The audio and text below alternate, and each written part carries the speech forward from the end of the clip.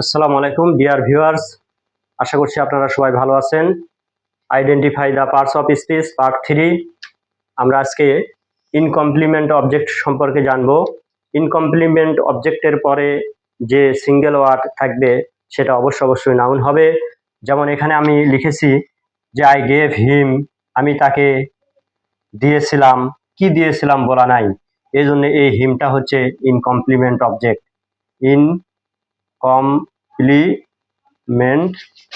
Object.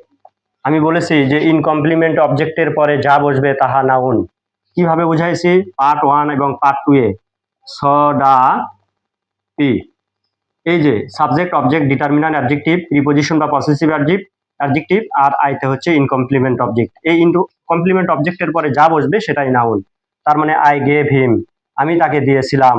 এই যে এই পার্সোনাল অবজেক্ট হিমটা এখানে ইনকমপ্লিট আছে, বাক্যের অর্থ সম্পন্ন হচ্ছে না।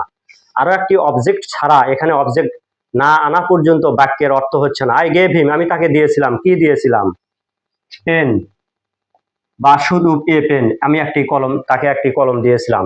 এই পেন বা আ পেন হচ্ছে নাউন। আমি বলেছি যে ইনকমপ্লিমেন্ট অবজেক্টের পরে যাহা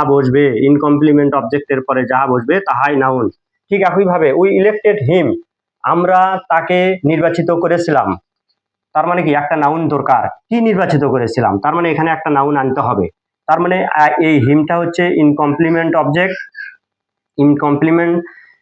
কমপ্লিমেন্ট অবজেক্ট, এবং এরপরে অতিরিক্ত আরো একটি অবজেক্ট আনতে হবে। অর্থাৎ পার্সোনাল অবজেক্টের পরে আরো একটি অবজেক্ট আনার পরে বাক্যের অর্থ সম্পন্ন হবে।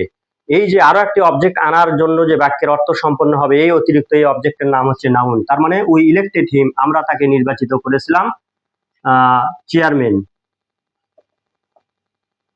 এই চেয়ারম্যানটা হচ্ছে নাউন। অথবা উই মেড হিম ক্যাপ্টেন, এইভাবে আরো উদাহরণ আছে। উই মেড হিম ক্যাপ্টেন, আমরা তাকে ক্যাপ্টেন, অথবা উই সিলেক্টেড হিম ক্যাপ্টেন, এরকম হাজারো উদাহরণ আছে। তো ধন্যবাদ সবাইকে, আসসালামু আলাইকুম।